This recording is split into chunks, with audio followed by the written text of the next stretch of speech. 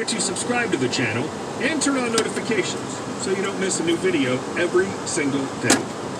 And our first one, never underestimate the fury of a quiet man.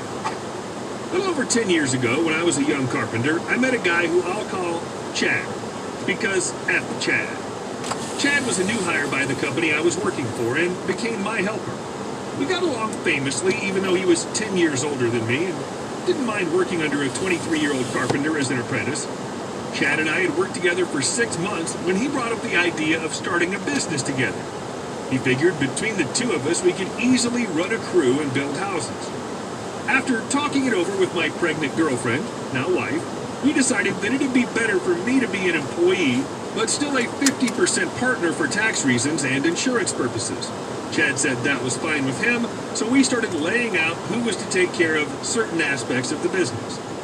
Chad was to be the guy to find work, as I look, and still do, way younger than I am, and it doesn't instill a lot of confidence in the client to think their framer is 16. Chad was also able to take care of payroll, insurance, and any other financial factions. My duties were simple: staff and run the crew, and keep on budget, something that came easily to me. I was to be paid an hourly wage as well as 50% of profit after all business expenses. I never took my profit draw as I rolled it back into the growing company. Things were great for about 6 months. The crew was working well together. We had a few houses under our belts and a contract for a 10,000 square foot custom house with multiple outbuildings. Things were great. So Chad has never built a foundation, and we usually hired a crew to put the foundation in for us, as like I said, Chad has never built one, and I personally hate concrete work. We couldn't get our normal foundation crew in, so I stepped up and said, F it, I'll do it myself. The company we were building for is one of the best custom home builders around, and doing a good job on this house could mean that we wouldn't have to pound the pavement looking for work. Work would be given to us. Perfect arrangement. Until it wasn't. Chad started spending money like it was going out of style. He sold his 2500 Chevy pickup and bought a new Jeep Wrangler. He had the Jeep for about a month before he sunk it in water while 4x4ing, and it caught on fire, mysteriously a few days later. He received the insurance payout and bought a brand new Dodge 2500 Power Wagon, which he, in short order, sunk in water within a few weeks. I never noticed the red flags, as Chad and I rarely spoke face to face. He was the business side, I was the get crap done side. I finished the foundation and picked up the check from the builder. The builder said that we overbilled him by 25%, but he was happy with the work we'd done, but not to overbill again, as he doesn't like overpaying, as there may not be any money left at the end of the bill.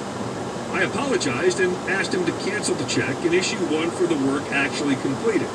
He agreed and said, I'm so happy to have honest people working for me. I usually don't pick up the checks, nor did I ever really look at the books, as it wasn't in the scope of my responsibilities. This prompted me to log into our corporate account and see that we're so far in the red, we couldn't afford to buy a red pen, let alone cover payroll. I showed up at Chad's house and tore a strip off of him. He apologized and promised to top up the account with his personal profit draw money. I go to work Monday and find the locks on our tool bin had been changed, my name removed from all accounts, and a letter taped to the tool bin stating I was dismissed from my duties for an undisclosed reason. I was effing furious. I was not aware that as a business partner I could be fired. I found another job quite quickly and tried my best to put it behind me. That's when I found out where the money was going, and that Chad had been slandering my name around town, blaming me for the missing money, as well as a bunch of egregious statements about my work ethic, trade skills, mental stability, and home life. Now, I fastidiously tracked all of our interactions with the Simple Journal, and had backups of the transactions of our business account. I also happened to have backups of all of our texts, voicemails, and pictures of everything. This is the revenge part. I took the evidence to my father's lawyer friend, who started a fraud/embezzlement investigation through the CRA, that's Canadian Revenue Agency, Canada's IRS, and called the insurance provider to make sure they were being paid. They'd never received anything. I called the builder whom we were building for and explained what was happening. He told me that Chad had essentially stolen around $30,000 for payment of work not completed, and had broken into their office and stolen another $15,000 replacement value of equipment and tools.